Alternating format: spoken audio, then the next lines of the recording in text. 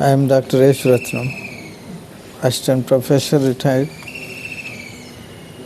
These days I have been teaching English grammar and English literature for the benefit of the students appearing for competitive examinations and the students appearing for the students who wish to learn English language sitting at home. For these two purposes, my videos or my classes, I hope will help much. So if you like these videos, kindly share it to others and subscribe it for your continuous programming.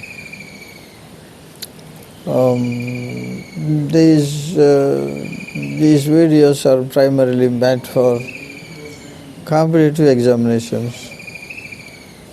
In Telangana and Andhra Pradesh, DSC examination has been announced, and in the DSC, these students appearing for school assistants in English, for them my classes will help much. For other students appearing for other competitive examinations, English grammar will be useful to them. So this is the purpose of my classes. In my earlier class, I taught you on pre-Raphaelite movement in literature. So there are certain movements, and of all the movements, certain movements were prominent, and those movements I explained in detail one by one. And in this present class, I want to teach you on the dramatic art, drama or the novel, all these kinds of forms, and how the writer uses this dramatic form, dramatic art, what are its qualities, and what are the end purposes of drama, and all these things. Let us discuss in this class. Drama and fiction, this is one area we are now going through. Drama and fiction. Drama presents fiction or fact in a form that could be acted before an audience. So this is the drama presents fiction or fact. It may be fiction, purely fiction. Fiction means imaginative. Or it may be a fact, somewhere it happened. The writer thinks to present it before an audience. So that is drama. Before an audience. A play has a plot. Certain plot must be there. Otherwise it must be zigzag. Where is the beginning and where is the middle and where is the end, we do not know. So there must be a plot. A plot tells how it begins, how in the course of the middle of the drama certain things happen, and in the end or the climax, what are the things that are leading to a climax? A problem and a solution is presented in a drama. A play has a plot, characters, dialogue, and an atmosphere, and an outlook on life, much as a novel has. But it is as a rule intended to be performed in public, not like reading in private. So it is a public discourse, public display of the characters. And for this play, what are the needed things? A plot is needed, characters are needed, dialogue, an atmosphere, and an outlook on life. So these are all very important. Keeping in mind the writer of the play does his work.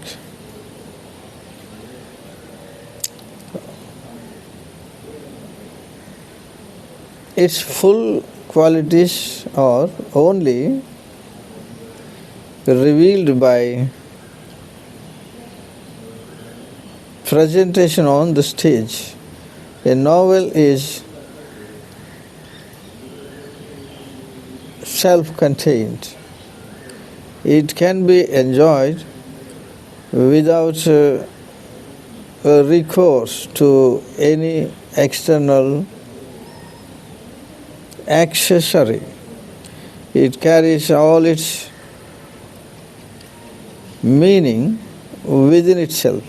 So do all other forms of literature, both those that are subjective and those that have a story to tell, like the epic and the ballad. So there must be a story. And what an epic or what a ballad tries to tell to the people, it's like the drama also has a story, and the story is told by the dramatist.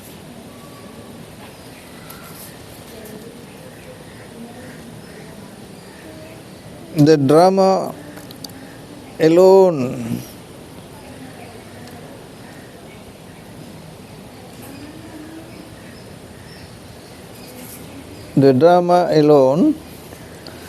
comprises art in which the author, the actor, and the stage manager all combine to produce the total effect. So when an actor alone cannot bring justification. For the actors, there must be a suitable stage and the place. And again, the manager of the drama or the director. In modern days, we call director. So all these are the people bringing total effect of the stage. The management of the material or drama is consequently different from that of the novel. While the latter can be as long as other pleases, a play must deliver its whole meaning within a very few hours. So the difference between a play and a novel is the novel goes on as long as the writer pleases to write it and finishes it. But the play, within a few hours, that must complete. The play must be completed within a few hours of time. For that purpose, it has to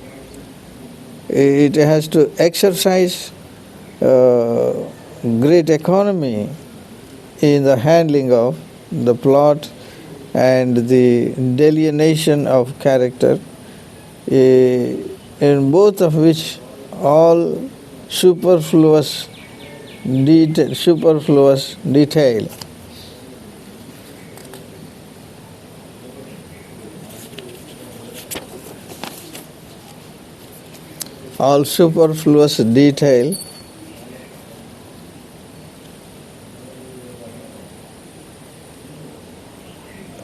can be checked because it involves money, economy. Spending money is very important on a stage, the stage play, so that it must be very crucial and cautious in doing this art of work. Every detail must conduce to the effect that it intended. The dramatist works within very strict limits. The novelist always under no such handicap. Novelist limitation is free, but a dramatist works under very strict and stringent possibilities.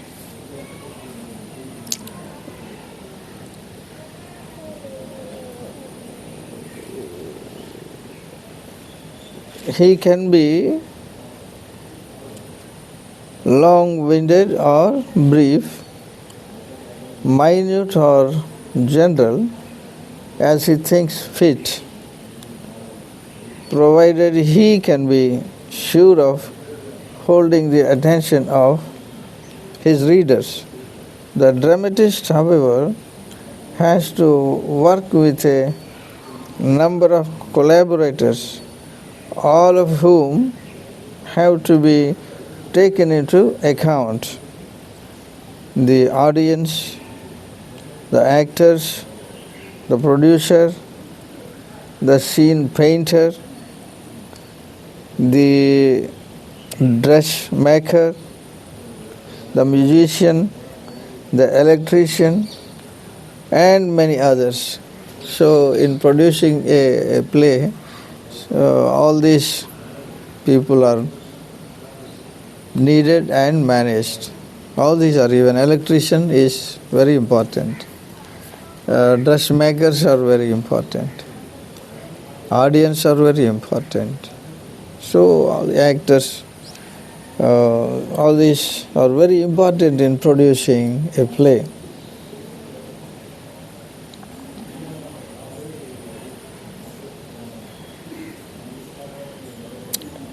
To take but one instance, he cannot make one role unduly long, for that would put an undue strain on a single actor night after night, and would be monotonous for the audience. So what we understand here is the playwright must keep it in mind that in plot what he wishes to give the portion of action that must be balanced. Otherwise, if only one actor is given long place, so it becomes monotonous and people won't receive in a right manner. So all the actors must be given proper place in that play.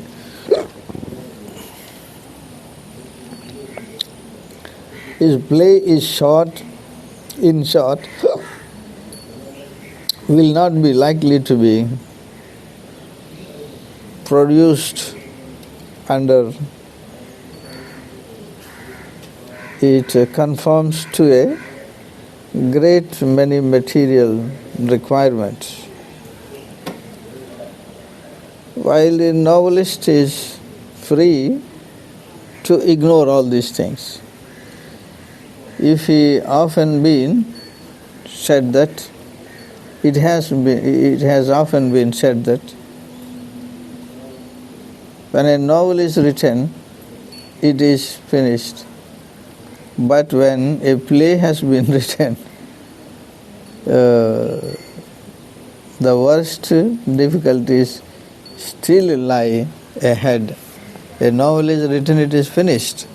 But when a drama is produced, the worst problems are still ahead. So that means they have to face all these problems after writing a play. The novelist too can sometimes interrupt his story and come forward himself to address the reader, to moralize on what is happening and to explain his purpose. Though this is hardly ever done nowadays. It was quite a common practice with older writers such as Thackeray. The dramatist does not address his audience directly in this way. So there is no possibility for the dramatist to address the audience directly. Once he produces his drama or play, it is in the hands of the actors now. He cannot directly come and address them.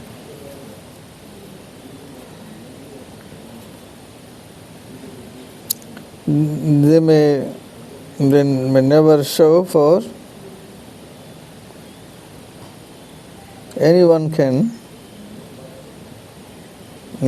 discover or expose his own opinions. And in the case of Shakespeare and the other Elizabethans, on the other hand, they may, as in the place of Shaw or Galsworthy, important to note that these are the two dramatists, George Bernard Shaw and Galsworthy.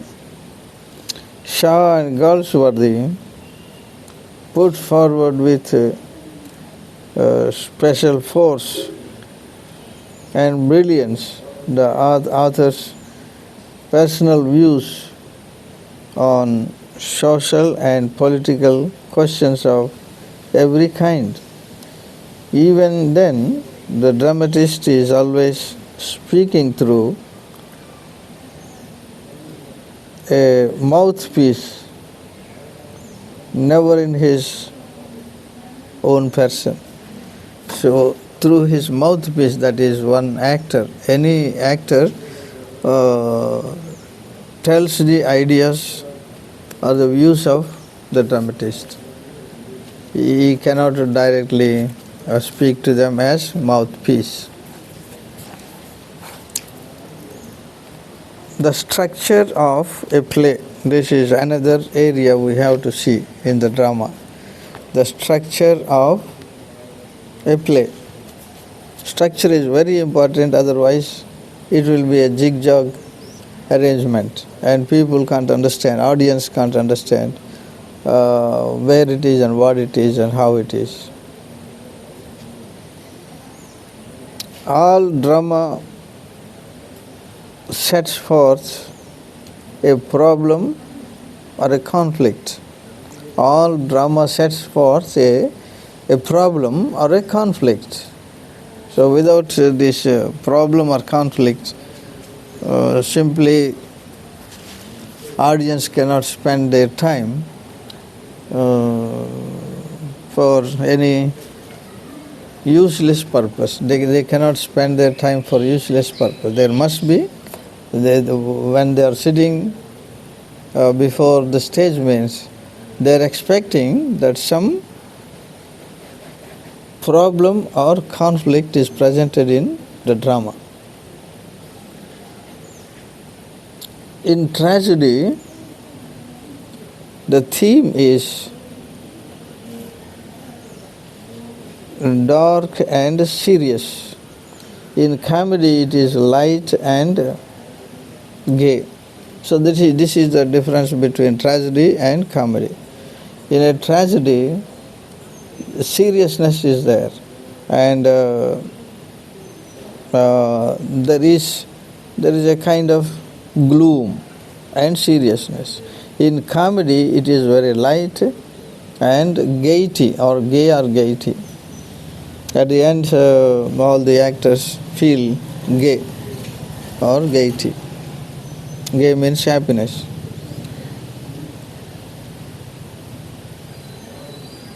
Gay, promising a happy ending in comedy. The structure is the same in both cases. A play requires an exposition to explain the circumstance or situation. There are some terms in drama. This terminology is very important for students appearing for competitive examinations, so that you can note it down. One is exposition. Exposition means explaining the circumstance or situation from which the action is to take its course.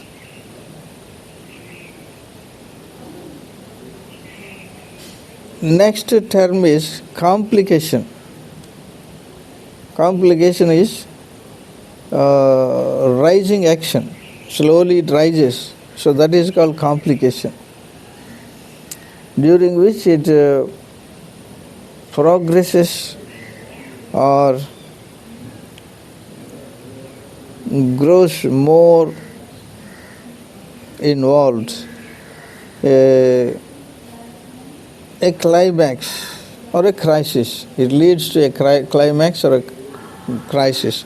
So these are the three terms: exposition and complication and climax or crisis.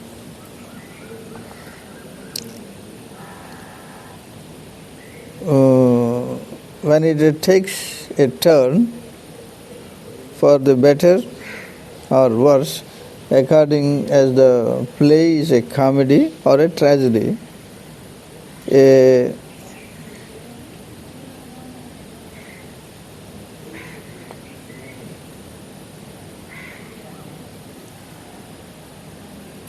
falling action, another terminology which is called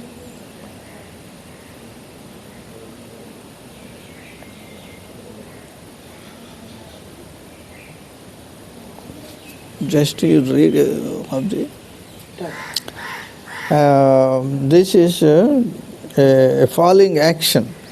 It rises and falls down slowly, so that is called denouement or falling action, which unravels the complications and a solution in a comedy, or catastrophe in a tragedy. So the another two terms are very important. One is solution in a comedy. In a comedy we find the solution at the end, and in a tragedy we find the catastrophe. CATASTROPHY, catastrophe. So catastrophe means danger, from which it may lead to end abruptly. It may lead to end with sorrowness. So that is called catastrophe. One is solution. Solution is in comedy. Mind you, this terminology is very important in competitive examinations. The examination setters will try to ask questions like this: what is catastrophe? What is solution? What is denouement?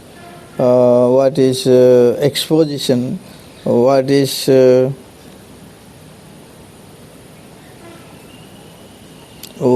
is complication? So these are all the terms or the words a competitive student must remember.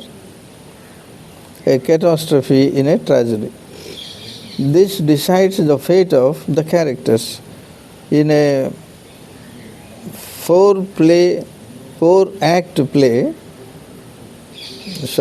a 5-act play, the exposition occupies the first act. The first act is exposition in a 5-act play. So in the other 4 acts are there, they are divided for other purposes. In a 5-act play, the exposition occupies the first act or show.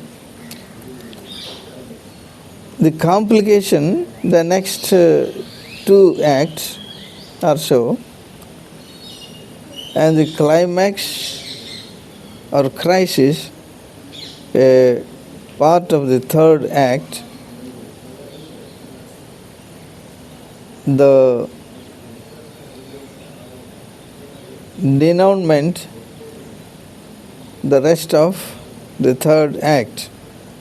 The 4th act and part of the 5th and the solution or catastrophe. The rest of the 5th act, the rest of the 5th act. In shorter plays, each phase is proportionately reduced. In a 5-act play, so this is the division, how exposition and complication and announcement and other qualities, crisis, climax, catastrophe. So these are all one by one, they will lead it up to the 3rd act. And then finally we see a climax in the 5th act. That is the structure of 5-act plays.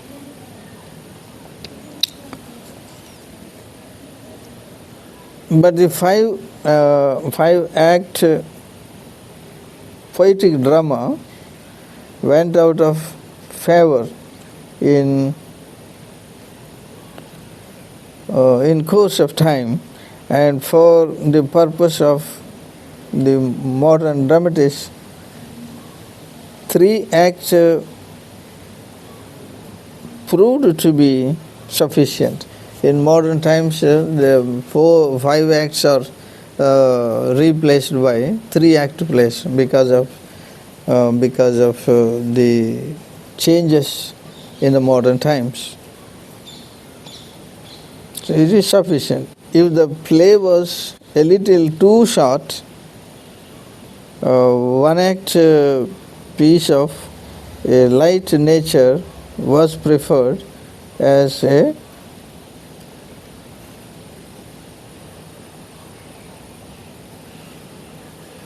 curtain raiser.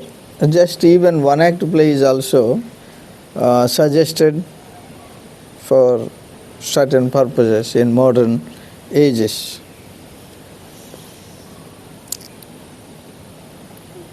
Changing social and economic conditions caused to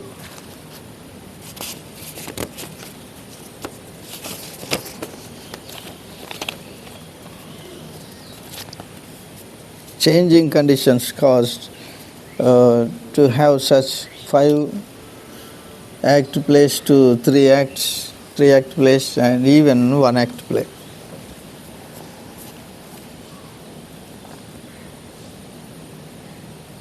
And in the English theatre of today, the performance is usually limited to a single play lasting less than 3 hours. Just lasting less than 3 hours. So that means it is still shorter. But in earlier days it was 2 days or 3 days plays used to be played. But in modern days it is limited to 3 hours. Shakespeare's long plays have, of course, to be abridged for modern purposes, as indeed they were even in the 18th century. Shakespeare's long plays, they needed 2 days or 3 days stage performances, but they were abridged later. Abridged means shortened, made shortened for the modern changed view. Realism and romance. This is another area we have to go through in this drama. Realism and romance.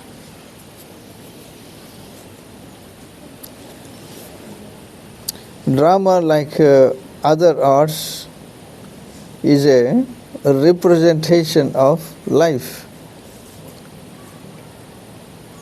In little Dryden defined a play is a just and lively image of human nature, representing its passion and humor and the changes of fortune to which it is subject for the delight and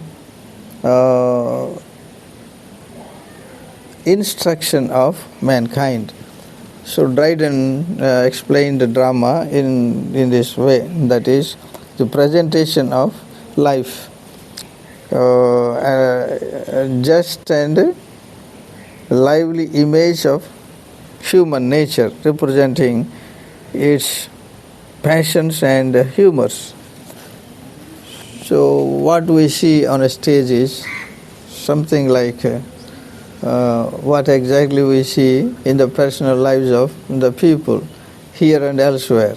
So they are, if the writer thinks that they are useful, he will pick up those stories and will present it to the audience through drama. So Edward III, King Lear. So these are all the historical plays of Shakespeare. He thought that those characters are very much useful, and so that he presented the human nature through each character, in ladies and in men, how they behave and how they feel, how they live. Even Sheridan, in one of his plays, he produced a character, and how she boasts herself and how she imitates others as a great woman. And so that is the fashion of life, that the author wanted to produce it and showed it to others. This kind of women are women you can see in the society. That is his view.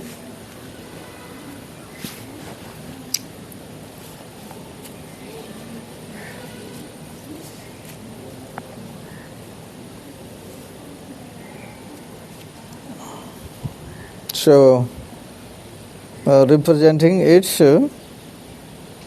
passion and humor, and the changes of fortune to which it is subject for the delight and instruction of mankind.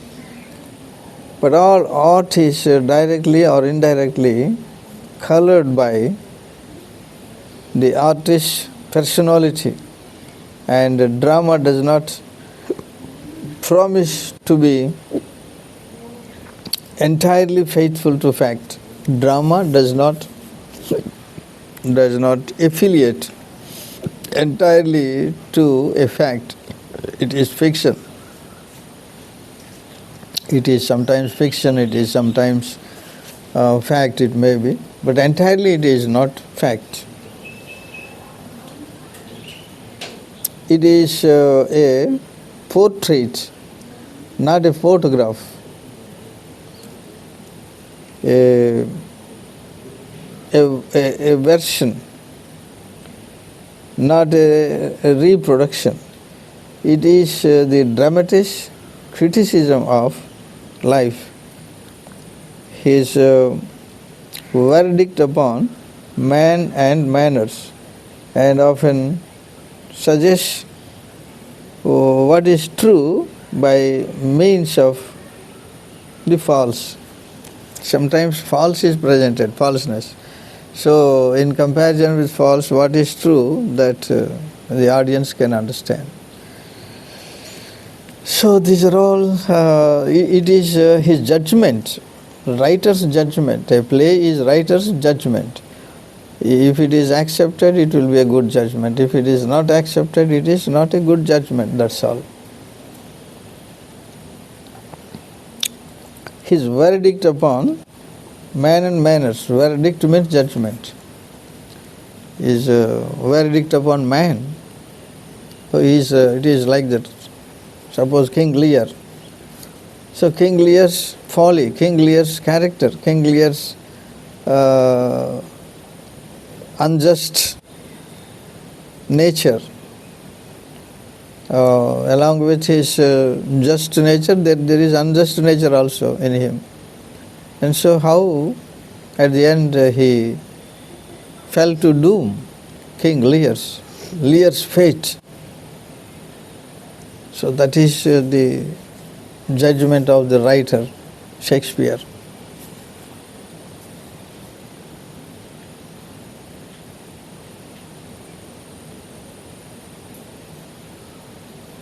Hamlet summed up the principles of realism in drama,